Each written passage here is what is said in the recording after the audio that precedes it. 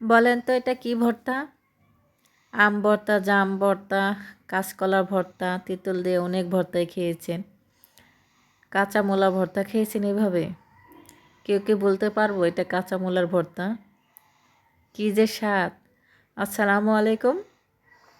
সবাই কেমন আছেন? আশা করি নিশ্চয়ই ভালো আছেন। আমিও আলহামদুলিল্লাহ ভালো আছি।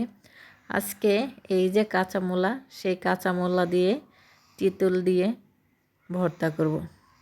কে কে কাঁচা মূলা দিয়ে তেঁতুল দিয়ে ভর্তা খেয়েছেন কমেন্টে জানাবেন। এই যে খোসা সহ তেঁতুল কিনে নিয়ে আসছি। তেঁতুলের যে দাম, তো এই যে মূলাটা আমি মাঝখান থেকে ছোট করে পিস করে নিয়েছি। এখন আমি ছিলে নিচ্ছি। ছিলা হয়ে গেছে, তো একটা গ্রেট দিয়ে ভালো করে গ্রেট করে নিচ্ছি। মূলা কিন্তু আমি ধুয়ে নিয়েছি,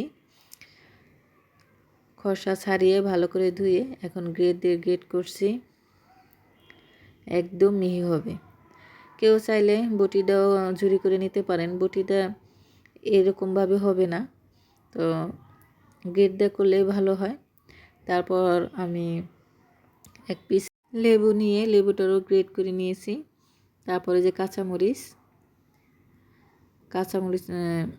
করে নিলাম, একটা বাটিতে উঠাই নিচ্ছি। এই ভর্তাটা কিন্তু আগেই বানাইয়া খেয়ে নিয়েছি, তো এখন ভয়েস দিচ্ছি।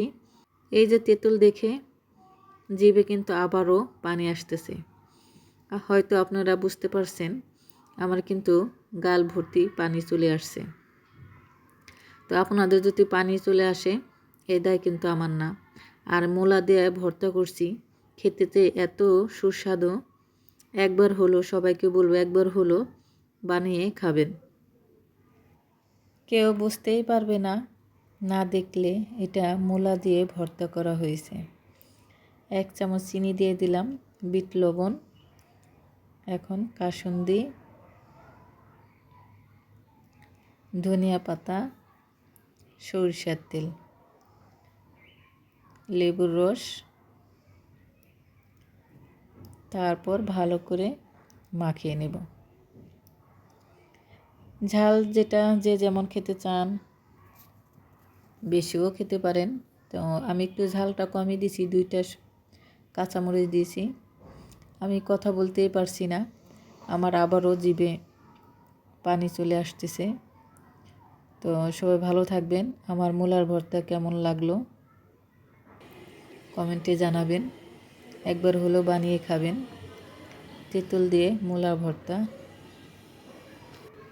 দেখেই জিভে জল আসতেছে। তো আজকে পর্যন্ত, আল্লাহ হাফেজ।